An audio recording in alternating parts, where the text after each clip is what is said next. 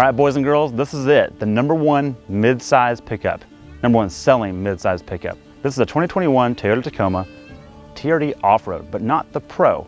This thing has an installed dealer option, which is a 2-inch lift in the front, 1-inch lift in the rear, and we're gonna get all of the details on that in a minute. We're gonna get wheels off and also do our hill test in this review. Now, let's talk about the exterior. This is a slab-sided pickup that just looks badass. I've been getting texts all week from my neighbors saying, I wanna check that truck out. And look, it's not a new thing. It's been out for a while. That's how good it works in the real world. Also, anything wearing army green paint automatically gets the 2-year-old excited and all the little boys and girls out there. So with that covered, let's head over to Craig and see what's to do in the interior. Do you hear that? That's the sound of a manual parking brake. That's because this is the perfect blend of old school and new school. This came out in 2016, this refresh of the Tacoma, and outside of the powertrain issues, we get a new interior as well. And this interior, I'll have to say, is probably one of the reasons it's the best-selling mid-size truck in the segment. It's a well-styled interior. Maybe not the most functional, but here's what I mean by the blend of old school and new school. You get 1, 2, 3, 4, 5, 6, 7, 8, 9, 10, 11, 12, 13, 14, 15. I'm gonna run out of count of physical hard buttons to touch. I love that. If you actually want to turn something off, there's a button for it. You just turn it off. Having said that, you also get the new school. There is actually a touch screen. It's not the best in the business, but it's got Apple CarPlay, so who cares, right? Now, on to some quirks of this interior. It's got an odd seating position. When the Tacoma and 4Runner split years ago, the Tacoma, for some reason, got a low seating position. This particular truck also has a short seat, so there's not a lot of thigh support for long leg people. If you're over 6 feet tall, you need to sit in this before you drive it because it may not fit you just right. If you're under 6 feet tall, probably just not a problem. Ergonomically, it's good. There's cup holders for everything. There's a cup holder here for the passenger, up front, in the back for the rear. Got Brian's wallet, I can put it in the storage bin. I got his phone, I can put it in the storage bin. I got the keys, I got his trash, I got more water bottles. Like, it just holds it all. It's not a problem, and that's pretty functional, so we like that. With that, let's get it into the shop and let's talk about the nuts and bolts. Here we are under the hood with the tried and true 2GR FKS 3.5 liter V6 from Toyota. It has roots all the way back to 2005, and that's not a bad thing. It's been good the whole dang time. Ask Lotus if you don't believe us. This particular one has 278 horsepower at 6,000 RPM and 265 foot-pounds of torque at all the way up at 4,600. That is up there, and you're gonna have some gear hunting on the highway with this thing. Part of that is because this thing has a double overdrive 6-speed transmission. It has an overdrive in 5th and another overdrive at 6th. And part of the issue with that is you won't find 6th gear being used until you're above about 70 miles an hour, almost 75 in some cases. In terms of miles per gallon, we did a road trip last week with this. I got 20 miles a gallon at 70 miles an hour, and I got 15 miles a gallon at 80 miles an hour using cruise control. That just shows you the struggle with air on the front of this thing. Speaking of air, we have an optional extra, and that is the TRD oilable, serviceable, lifetime air filter. And you know it's good because it's red, and beyond that, you can't see what's in the box. They give you a sticker to make sure you can brag to your friends that you've got the extra goods. This puppy has one more optional extra, and that is the snout. This grill is straight off the TRD Pro, and it's actually a part of the lift kit on this thing, which is warranted just like everything else you get from Toyota. And Craig's gonna explain that lift kit now and why that grill is a part of it. Craig? Continuing the nuts and bolts section, let's see what the intended purpose is of this vehicle. And that starts with the tire like all vehicles. We're riding on a 265 70/16 Goodyear Wrangler all-terrain adventure is what that means. And what's special about this tire is it has Kevlar. Really what they're doing is they're reducing a little bit of the steel belt because there's extra Kevlar to add for the strength to offset the steel belts. So whatever that means, we don't know. Goodyear says it keeps less punctures and all that fun stuff. Who's to say? What they did do is they got some blocks on here. Hopefully you can see it. It's kind of blocky. It's a mild, nothing too aggressive, but there's some, a little bit more than just a highway tire. This is mud and snow rated, but not triple snow peak rated. So what that means is Goodyear themselves say this is an 80-20 hire. 80% on the highway, 20% on the trails. We've done our best by putting a lot of dirt on it to make it look a little better. Let's get on to the special part of the suspension. We have a PT84K, something blah, blah, blah, blah. Here it is on the bottom of the screen. You can see the part number if you want to order it yourself. It's a dealer installed option that's about $1,500 initially. We have found it for $1,000. We're going to get into some details at the end of what we think the bargain option is. But what this gets you is, it gets you a 2-inch lift up front based on where the spring is perched on the actual strut. And in the back, we actually get a cast iron block that the leaves sit on top of. That gets you 1 inch in the back. All told, it gives you a total lift on the frame of about 1.7 inches.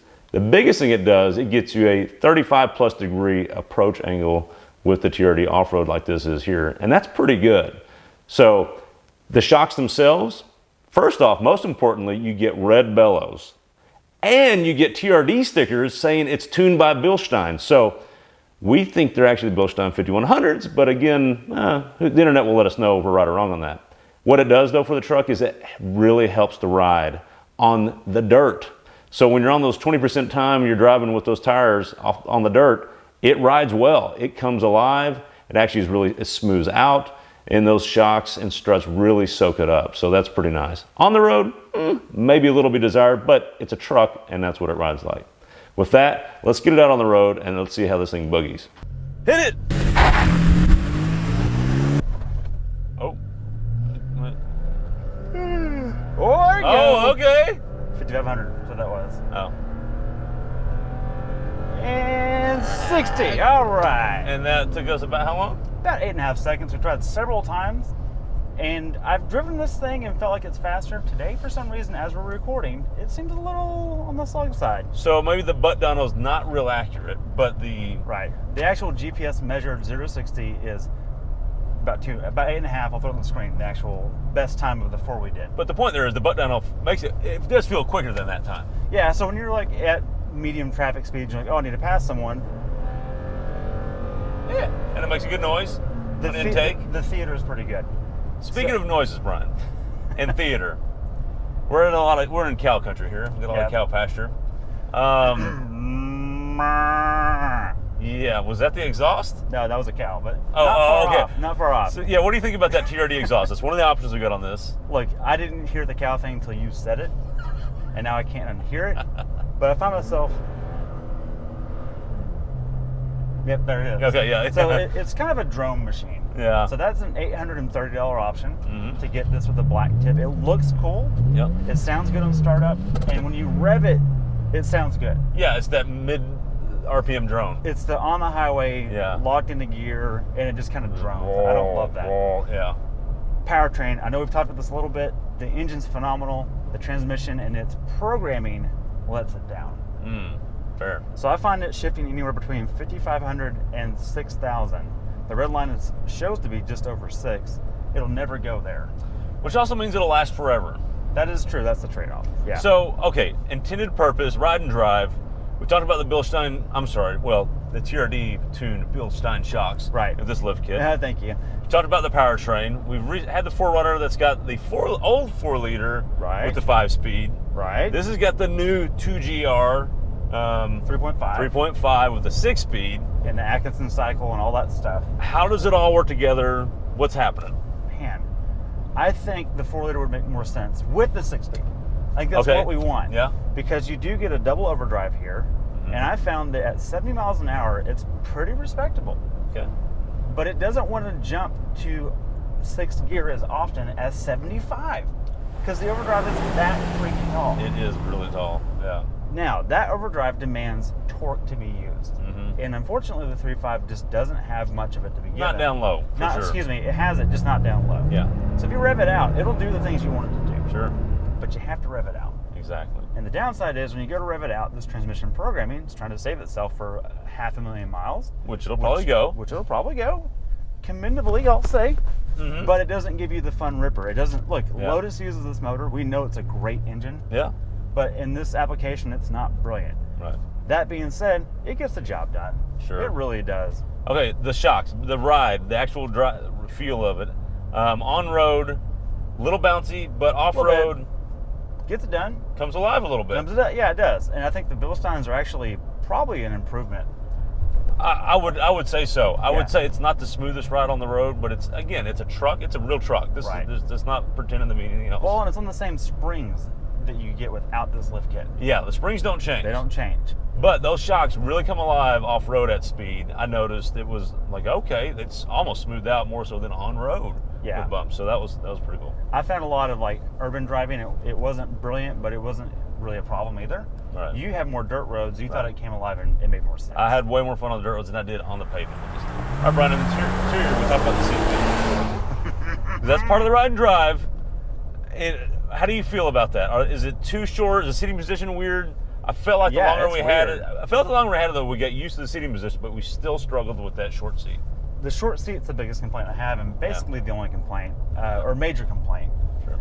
I do feel like, and people have told me this when they've gone for rides with me in this, they go, I'm stepping up to get in it because of the lift kit, but then I'm ducking to not hit my head to get in. Because it's a low, Right, and it's just Toyota trucks of this era. The Tundra was the same way in this time space, the 13 to 18 to now. Yeah. This still is low. I don't know why. And I'm a tall guy. I'm going to leave my tall guy complaints and park most of those because that's not going to apply to most people. Fair point. Can I mention one more thing about the interior? Sure. This window that rolls, that's the fastest rolling window ever. It's a guillotine. It'll take your hand off. Make sure your kids aren't poking their head out of the back. That's all I'm going to say. That is pretty cool. With that, let's do the hill test. Let's do the hill test. All right, Craig, we're at the spot. Time for the hill test. That's right, and we got a lot of goodies. Oh, yes. So we're going to start with, we got to get it in the 4-low because I want that to use the locker. You have to put it in 4-low for the locker. Hit the locker button real quick. And it's just beeping at me. So not happening. So not happening. So but we know that. So we're going to go ahead and we'll put it into neutral, get it in 4 high, and that shouldn't be much of a problem. We're in. Right in 4 high. All right, now let's go to 4 low. We're going to push it in, go to 4 low, and we're in. We're in 4 low. Okay, that was good. That was good. That was good. All right. Now we're ready for the locker. You ready? Hit it. Locker. And it's blinking and it's thinking. A lot of blinking. I think you have to be rolling for it to lock in. Probably need to move a little bit. You ready? Yep. Move a little bit.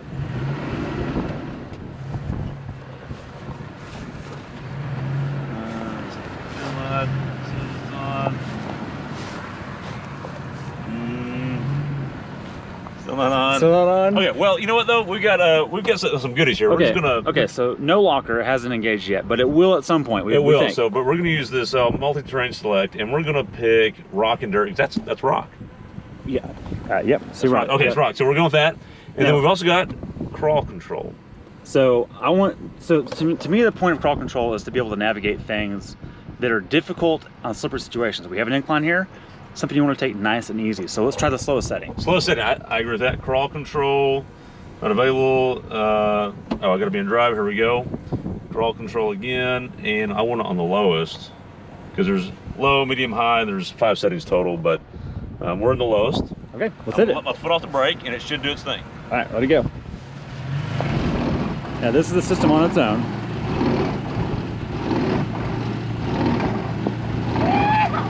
Not the most refined thing, but it does work. All right, hang on. That's It's going slow. It's nonsense. Now, it's not going very smooth. No. If you turn the knob up, it should be smoother if you speed up the speed a little bit. Let's try it. Level 2. Level 2. Here we go. Ready? Yes. Let it foot off the brake. It's better. Better. We do have a lot of approach angle. That's not going to be a problem at all. Craig is not doing gas or brake. Crawl control is doing all of it. Oh, I have to steer. Oh, you do have to steer, yes.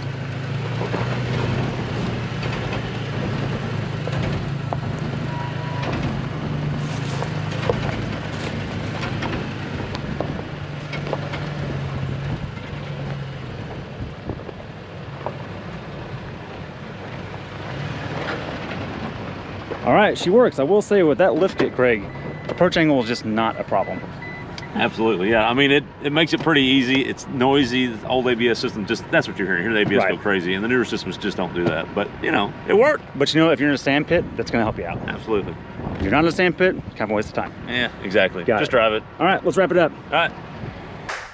Brian, this has been a fun shoot. Love this truck. We enjoyed our time with it. A lot of fun, yeah. But I'm a little tired. You know why? I don't have any coffee in my hand. I don't have any coffee, and that's where we need your help, and that's where you come to play.